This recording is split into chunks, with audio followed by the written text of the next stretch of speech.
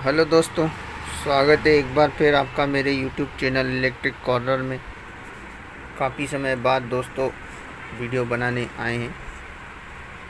दोस्तों आज ये देखो, एक सिंगल कार्ड की 200 एम्पियर की मशीन आई हुई है, लेकिन ऐसी कंडीशन में आई है कि पूरी डेड है, पूरा खुला हुआ मशीन है।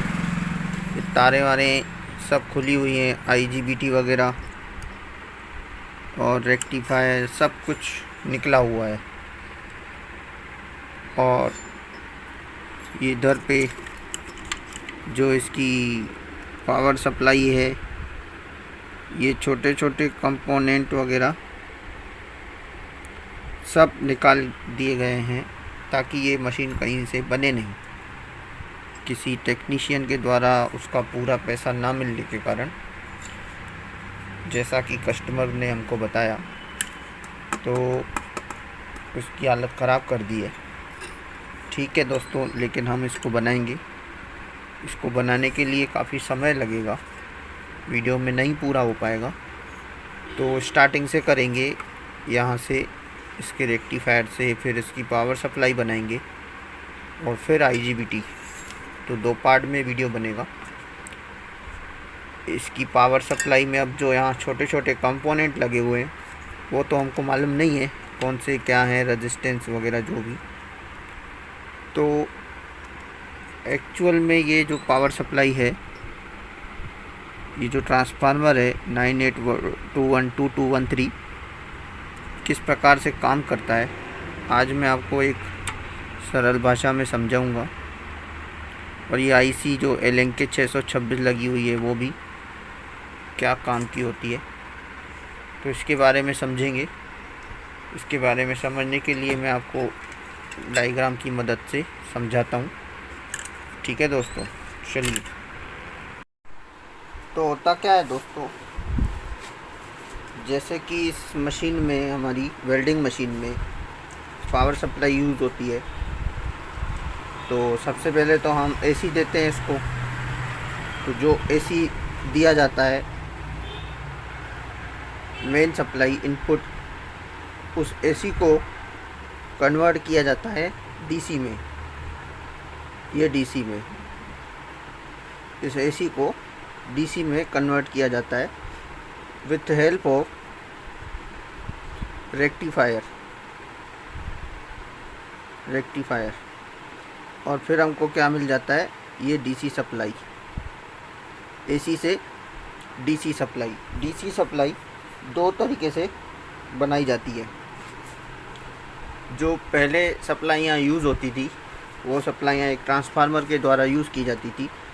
जो ट्रांसफार्मर स्टेप अप या स्टेप डाउन होते थे, जिससे कि स्टेप वोल्टेज को स्टेप डाउन करके और DC वोल्टेज बनाया जाता था रेक्टिफायर की मदद से, AC देके और DC बनाया जाता था। वो एक टाइप की होती थी। और दूसरी जो DC सप्लाई बनाई जाती है, वो एक SMPS सप्लाई के रूप में बनाई जाती है। तो कहने का मतलब, DC सप्लाई जो होती है वो 2 प्रकार की होती है। एक अनरेगुलेटेड और दूसरी रेगुलेटेड। अनरेगुलेटेड में क्या होता है, जैसे कि हमने AC दे के इन रेक्टिफायर की मदद, एक ट्रांसफार्मर की मदद से उसका वोल्टेज कम करके और रेक्टिफायर लगा के DC वोल्टेज नॉर्मल बना लिया, तो ये DC वोल्टेज कम ज़्यादा होता रहता है। तो इसको बोलते हैं अनरेगुलेटेड। और अगर रेगुलेटेड बनाना है, तो रेगुलेटेड में फिर 2 प्रकार का हो जाता है। एक लीनियरली रेगुलेटेड, और दूसरा होता है स्विचिंग टाइप। इन दोनों के अंदर क्या होता है, लीनियरली में क्या होता है, मान लीजिए ये हमने एक DC सप्लाई बनाई, यहाँ पे AC दिया और यहाँ से हमको 330 वोल्ट DC मिला। अब आगे चल के इसमें फिर कोई रेगुलेटर लगा लिया, मान लीजिए 78/12, 78/5, तो ये क्या हो जाता है, लीनियरली रेगुलेटेड पावर सप्लाई कहलाती है। इसको हमने रेगुलेट कर दिया, ये आ जाता है इसके अंदर। और बचता है हमारा स्विच टाइप, जो कि हमारी वेल्डिंग मशीनों में यूज़ होता है। ये जो पावर सप्लाई है स्विच टाइप, स्विचिंग टाइप, इसके बारे में समझते हैं। इसमें क्या होता है, एसी से डीसी बनाया, ये हमारी 4-5 भागों की प्रक्रिया होती है। एसी से डीसी, डीसी के बाद फिर हम इसमें एक स्विच का प्रयोग करते हैं। स्विच का प्रयोग मतलब मॉसफेट या आईजीबीटी, मॉसफेट या आईजीबीटी का उपयोग करके स्विचिंग कराया जाता है। कहने का मतलब ये एसी, यहाँ पे डीसी, और इसके बाद जो हमें हाई फ्रिक्वेंसी का स्क्वायर वेव में एसी प्राप्त होता है। हाई फ्रिक्वेंसी का स्क्वायर वेव में एसी, जो आईजीबीटी या मॉसफेट का स्विच के रूप में यूज़ करके पैदा की जाती है। ठीक है दोस्तों, अब जैसे ये पैदा की गई, इसके बाद इसमें स्टेप डाउन का एक हाई फ्रिक्वेंसी वाला ट्रांसफार्मर यूज़ किया जाता है। हाई फ्रिक्वेंसी का ट्रांसफार्मर यूज़ करके इस हाई फ्रिक्वेंसी एसी करंट को, वोल्टेज को डाउन कर दिया जाता है। अब यहाँ पे भी हमको स्क्वायर वेव में ही मिलेगा,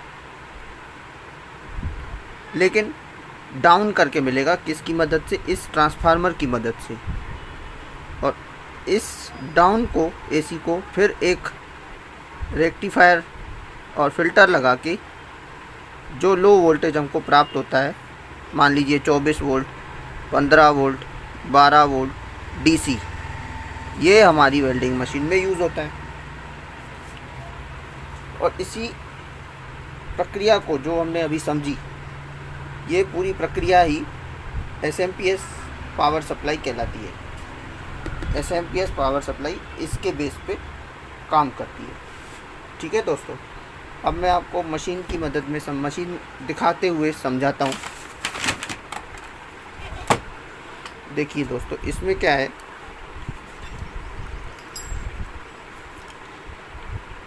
एसी दिया यहाँ से, स्विच से, सामने रेक्टिफायर लगता है, रेक्टिफायर एसी से डीसी किया, अब डीसी से ये आई हमारी power supply, SMPS power supply, ये इतनी।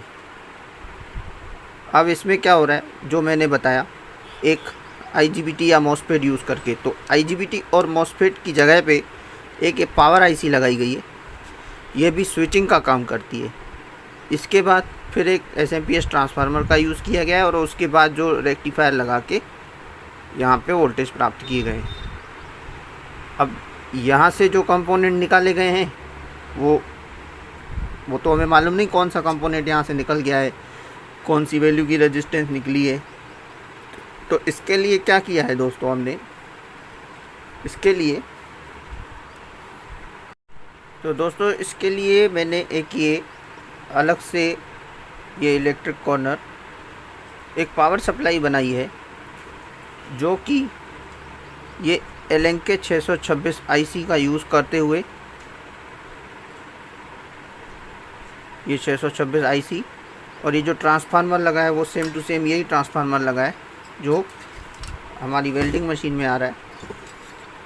कहने का मतलब जो यहाँ का ये इतना सा ब्लॉक है वो हमने नया बना दिया है, जिससे कि मान लीजिए किसी मिस्त्री के द्वारा यहाँ से कंपोनेंट निकाल दिए गए हों, या भविष्य में कभी ये आईसी कहीं नहीं मिले, ये ट्रांसफार्मर नहीं मिले, या ये कंपोनेंट हम एसएमडी हैं तो बदल नहीं पा रहे हैं, उसके लिए हमने एक ये पावर सप्लाई बनाई है, same to same welding machine के कंपोनेंट का यूज़ करके, ताकि जब ये मशीनें बनी होंगी या जिस भी इंजीनियर ने बनाए होंगे, तो इसकी जो आगे ये आईसियाँ वगैरह लगी होती हैं, इनका कैलकुलेशन करके जितना भी एम्पियर इन्होंने निकाला होगा उतने एम्पियर इस पावर सप्लाई से बराबर इनको मिलते रहें।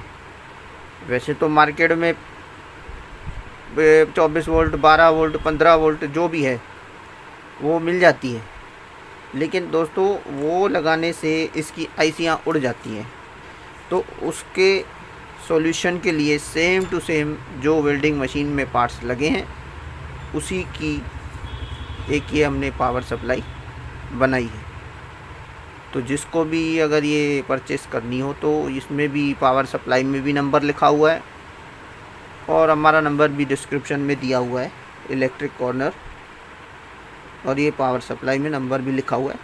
तो जिसको भी चाहिए ये मंगा सकता है, हमारे पास अवेलेबल है। अब इस पावर सप्लाई को हम इस मशीन में लगा के और इस मशीन को सबसे पहले तो चालू करेंगे। ठीक है दोस्तों। तो दोस्तों अब इसको चालू करने के लिए सबसे पहले तो ये जो यहाँ पर रेक्टिफायर लगता है ये मेरे पास नया है, ये 35B100 ये लगाएंगे, जिससे कि इस एसी से डीसी कन्वर्ट होगा और फिर जाके हमारी ये पावर सप्लाई बनेगी। और ये पावर सप्लाई में फिर हमको 24 वोल्ट और 15 वोल्ट प्राप्त होगा। ठीक है। तो अब इसको लगाने के लिए ये जो इसमें होल है वो खाली करने पड़ेंगे। इनको खाली करके और फिर इनमें ये लगेगा।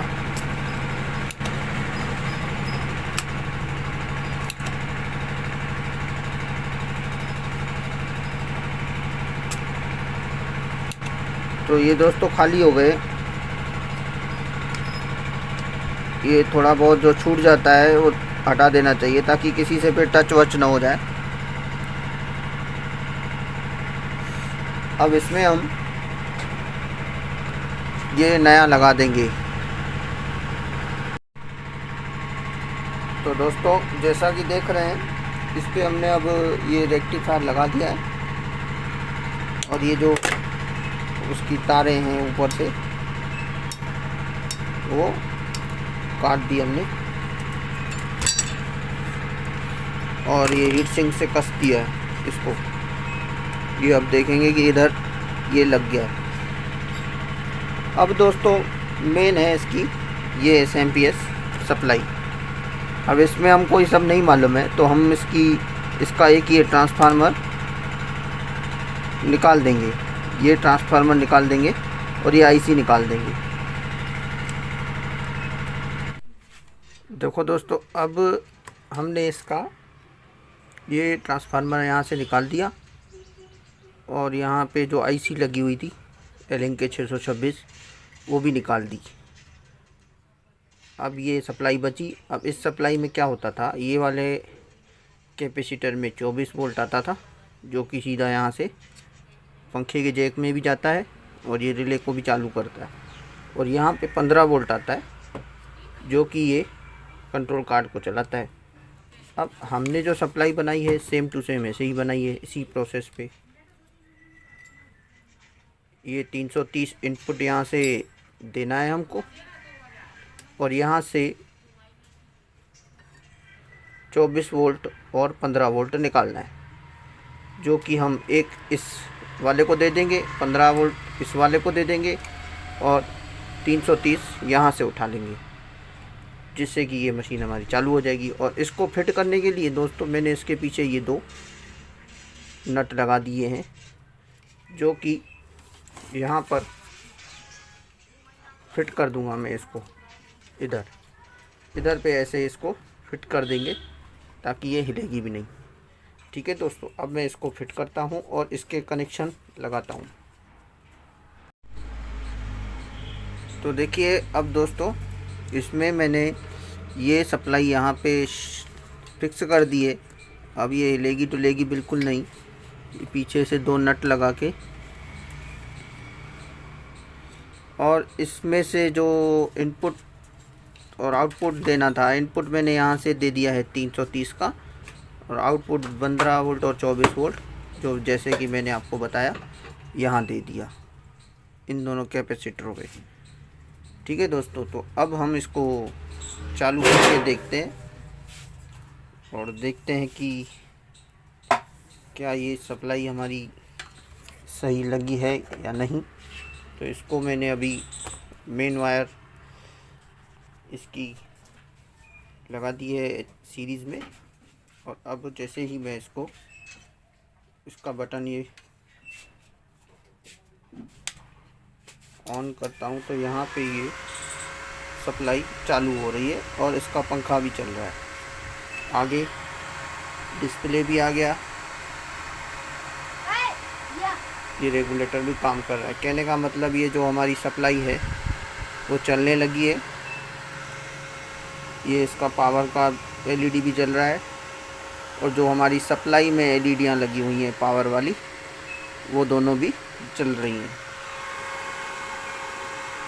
तो अब हमारा आधा काम इसमें हो चुका है कि हमने इसकी पावर सप्लाई को रिपेयरिंग कर लिया है।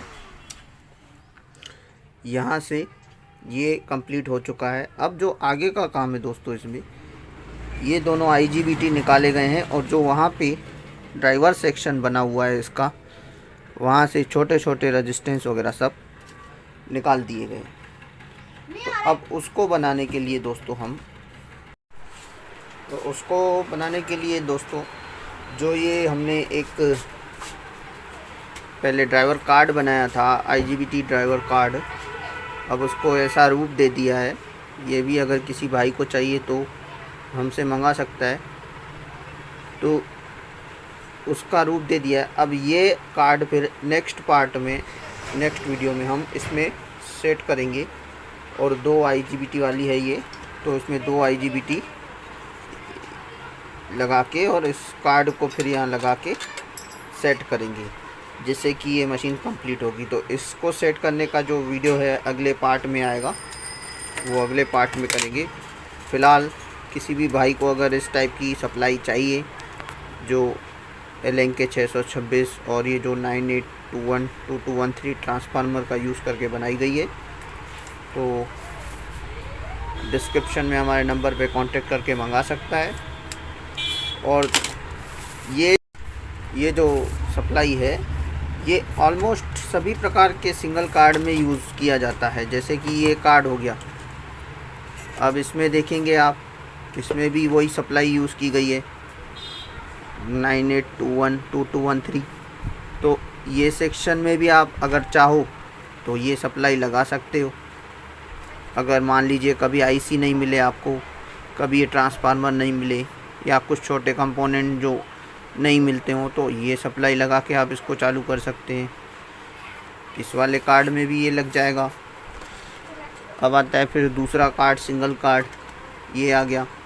तो इस वाले में भी आप देखेंगे तो वही 98212213। इस वाले कार्ड में भी अगर कोई ख़राबी आ जाए तो भी आप ये सप्लाई यूज़ कर सकते हो। ऑलमोस्ट सिंगल कार्ड जो भी मशीनें होती है उनमें ये सप्लाई बहुत ही काम की चीज़ है। तो जिस भी भाई को चाहिए वो हमसे कांटेक्ट करके मंगा सकता है। आगे के लिए नेक्स्ट पार्ट में मिलते हैं दोस्तों। कैसा लगा video, like comment subscribe share ज़रूर करें। तो मिलते हैं दोस्तों, ओके।